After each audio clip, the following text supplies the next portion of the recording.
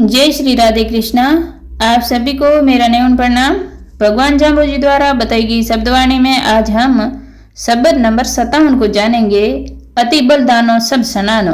सहसे भक्त के पुत्र ने गुरु जम्बेश्वर महाराज से अति विनम्रता के साथ दास्य भाव की भक्ति के अनुरूप प्रार्थना की कि गुरु महाराज पतित पावन है, सबके स्वामी है तथा वह स्वयं अति मंद बुद्धि पापियों में सिर मोर तथा स्वर्ग प्राप्ति के रास्ते से विमुख चलने वाला है। अतः गुरु महाराज कृपा करे, उसका उद्धार करे। सहसे पुत्र की प्रार्थना सुन गुरु महाराज ने जमाती लोगों के सम्मुख उसे ये शब्द कहा, ओम अति बलदानो सब सनानो, गऊ कोट जे तीरथ दानो, बहुत करे अचारू, ते पण जोय जोय पारन पायो, भाग परापति सारू। घट ऊंधे बरसत बहु मेया, नीर थयो पण ठालो, को सी राजा दुर्योधन, सो विष्णु सभा में लाणो, तिन ही तो जोय जोय पार न पायो, अदबीज रहो ठालो।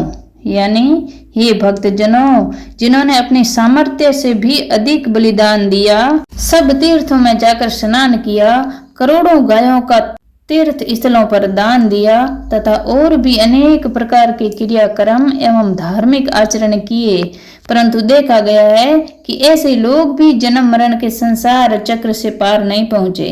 साधना तो बहुत करते हैं, परंतु उसका फल किसी भाग्यवान को ही अपने शुभ कर्मों के अनुसार प्राप्त होता है। जैसे चाहे जितनी घन घोर घटाएं बरसे, समस्त ताल तलैया भर जाए, परंतु एक घड़ा जो ऊंधा यानी उल्टा रखा हुआ पड़ा है वह खाली का खाली ही रहेगा।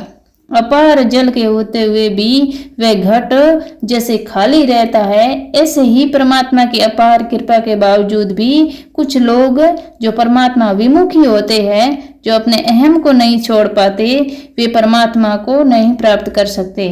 ईश्वर प्राप्ति में अहंकार बहुत बड़ी बाधा है। जैसे राजा दुर्योधन श्री कृष्ण की सभा में रहकर भी, साक्षात भगवान से मिलकर भी अपना उद्धार नहीं कर सका, उसी प्रकार और भी बहुत से अहंकारी लोग हैं जो अपने अहम भाव के कारण भगवान का साथ पाकर भी मोक्ष को प्राप्त नहीं हो सके।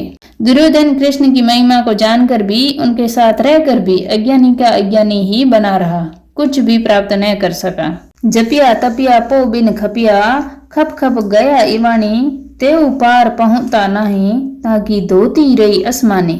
यानी परमात्मा प्राप्ति का सच्चा रास्ता ज्ञान न होने के कारण अनेकों साधक जाप जपते हुए, तपस्या करते हुए अपने जीवन के व्यर्थ में ही खो बैठे।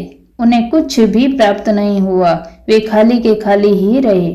ऐसे ऐसे तांत्रिक तथा कथित सिद्ध लोग भी, जिनकी धोतियां तंत्र बल से आसमान में अदर रहकर सूखा करती थी, वे भी संसार सागर से पार नहीं पहुंच सके। अर्थात सदगुरु की कृपा और अपने शुभ कर्मों द्वारा निर्मित भाग्य से ही कोई भक्त अहम भाव को त्याग कर मुक्ति का सच्चा रास्ता पा सकता है।